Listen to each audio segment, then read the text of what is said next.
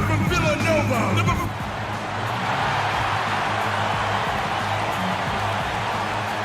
Live from Denver, it's the home of the Nuggets. We're broadcasting from the Pepsi Center. And a one-game homestand for Denver as the Nuggets will try to recharge their batteries on their home court. Not one of the better records in the Western Conference right now. They're in 12th place. And this one's about pride, guys, because if you lose this one, you will have lost all 3 matchups with this club this season. They're trying to avoid that sweep for sure. Steve, no question about that. I mean, just for the sake of confidence going forward, it's important they prove to themselves they can beat this team. It'll be very demoralizing if they finish the season 0-3 against this group. And now Washington's starting group. Wall and Beal together in the backcourt. Pierce and Nene filling up the forward spots. And it's Gortat in at the pivot spot, manning the middle. Paul Pierce, a 16-year veteran, and last season his first not in a Celtics uniform. It took some getting used to, both for him and for us. No good from Lawson. It's tipped. We've seen a quick start here for the Wizards. It's a 5-point game. Tough loss coming against the Rockets in the last game they played. You know, you shoot the ball as poorly as they did that night, you're not going to win many games. Well, Steve, it's not just difficult to win a game with low shooting percentages like theirs. It's nearly impossible. And again, Denver no good. Still looking for their first basket. 5 misses to start the game. It's Pierce with the drive. And Gortat kicks to Wall. And the Wizards hit again from deep. Well, you just had to love the reception for Pierce and KG in their first game back in Boston. No surprise there. The fans there, some of the best in the league. And they showered those guys with tremendous love, cheers, and appreciation. Well deserved for what they've contributed as Celtics and certainly as NBAers. They get it again. Outside for Beal. And the 3-ball is good.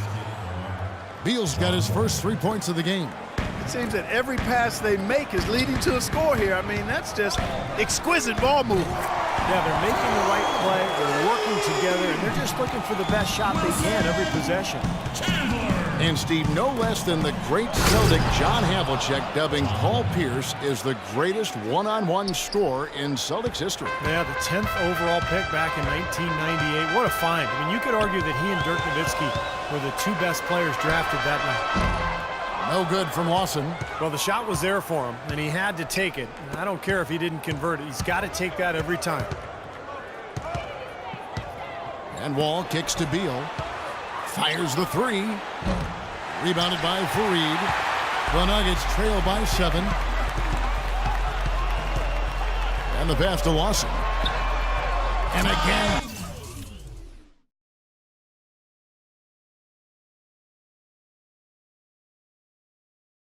Denver with the triple. Good open look, and he splashes home the 3. Washington's gone 3 of 5 from 3-point land so far in the ballgame. Now here's Wall. He's coming off a 25-point game against Houston. And he was just lurking defensively in that game. Kevin, 4 steals during that ballgame. Paul Pierce, at one time a franchise talent and elite 2-way player, now a self-described role player. He's a heck of a good one, too. A great scorer, can shoot, drive, and get to the line.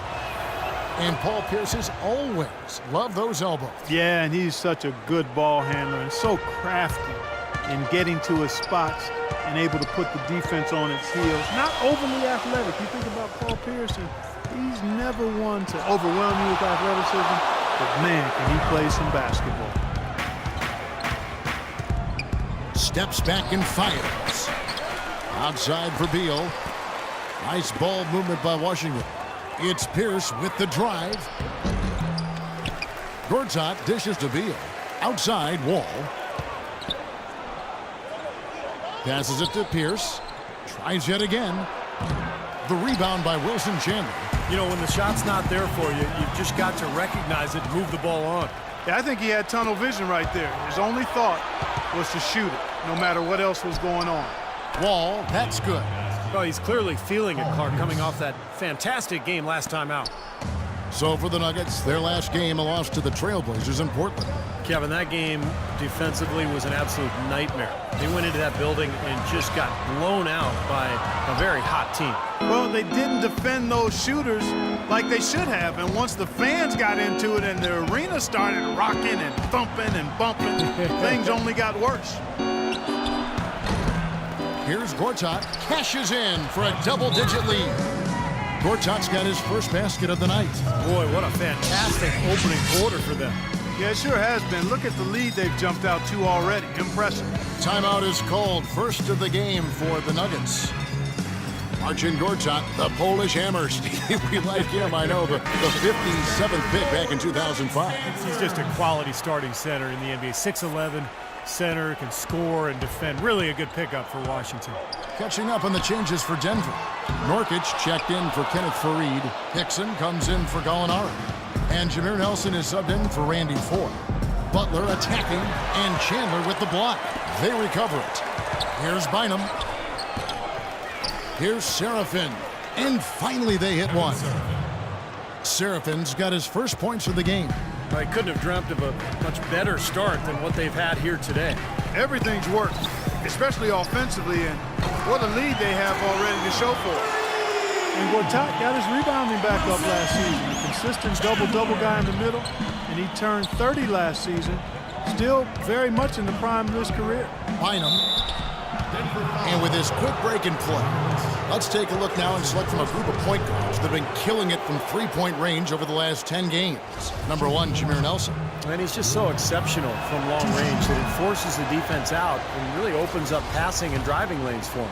I really like the three-point shot as a very useful weapon for a point guard. I mean, it should be part of his arsenal. And this guy uses it as good or better than anyone else in the league. Chandler kicks to Lawson. Dishes it to Hickson. Back to Lawson. Shot clock at 6. Beyond the arc. That doesn't go either for Lawson. He's been wayward and just off on about everything he's put up in this period. Shot's good. And it's 9 points for Wilson Chandler. Boy, such outstanding patience and decision-making for them offensively. Yeah, absolutely. Their ball movement has been outstanding. They are piling up the assists. That was an awfully risky pass, guys. Lucky it didn't wind up as a steal.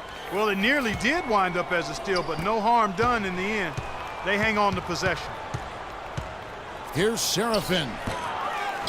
Another shot. Nice fake, but the layup off the mark.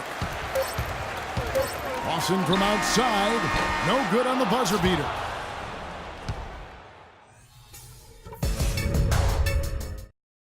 The offense coming. All right, the second quarter beginning in just a moment. And a look now at how the offensive approach has been going here so far for the Wizards. You know what, guys? It looks to me like they're really in sync here, all on the same page. They've already got a bunch of assists. That's right, Clark. And the other thing we've seen is great work on the offensive glass. We're seeing second chance points for this club. And a chance here presented by Gatorade to see who's on the floor, all fueled up and ready to go for the start of the second quarter. So the Wizards 5 right now. Wall and Beal together in the backcourt. Nene down low with Gortat. And it's Pierce in at the 3 slot. Gallinari wide open, and he's good on the 3-ball. Gallinari's got 6. That's 3 in a row, guys. 3 3-pointers consecutively. These guys are just raining in shots. Yeah, the defenders can't be as soft as they've been on the perimeter there.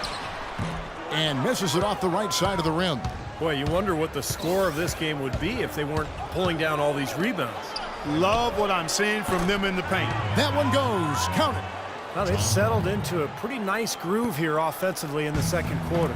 Yeah, I like the way they picked up the pace shooting the ball. I mean, the field goal percentage upwards of 50% now. Wilson Chandler, a versatile forward, Steve, in his 7th season out of DePaul. I like him, Kevin. I mean, he's strong enough to play inside, quick enough to guard on the perimeter, and then he's got that three-point range on his shot. So, very versatile player. And Wilson Chandler, 2 seasons now removed from hip surgery, showing no ill effect last season as he started at the small forward spot in the place of the injured Danilo Gallinari. Now, I'm taking a look at some stats here. Let's check out the numbers.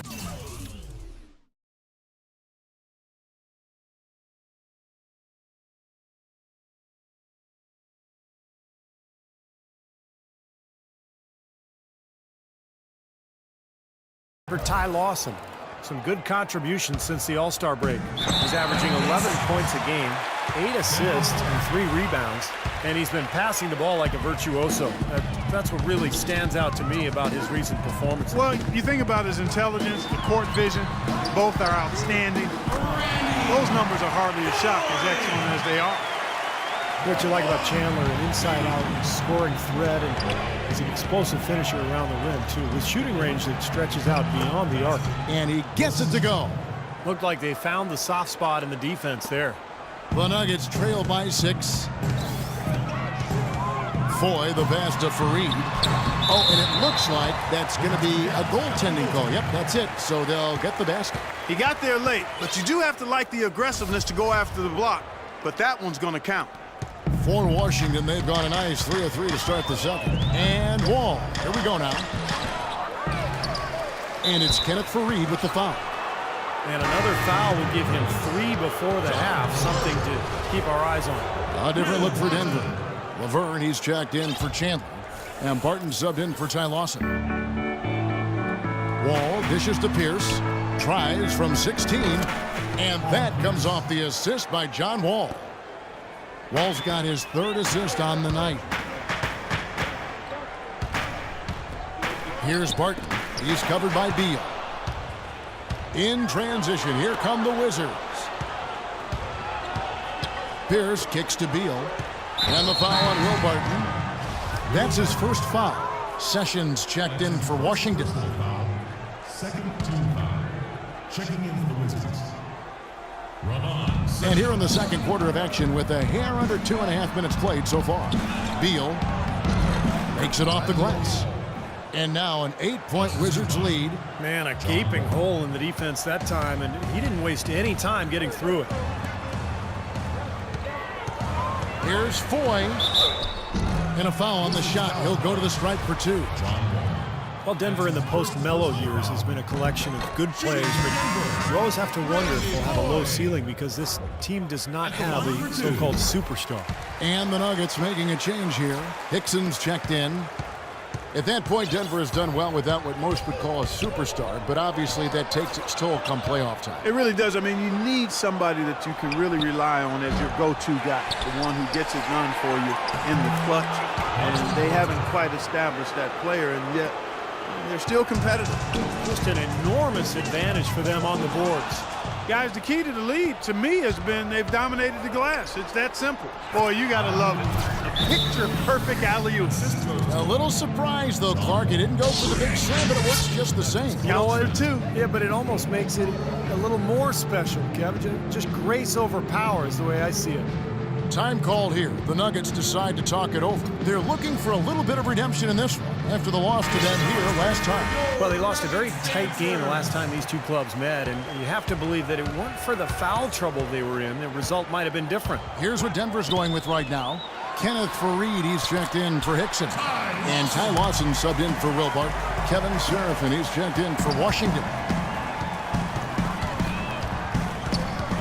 Lawson against Wall.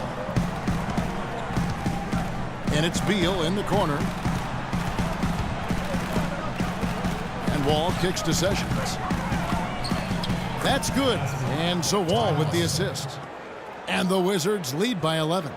And Clark, what Steve was just referring to, do you think that even just a few more calls, if they had gone their way, that would have pulled them out of it? Well, I don't think there's any doubt about it, Kevin. When it comes down to late in the game and you're forced to use backups at that critical... Oh, what a play!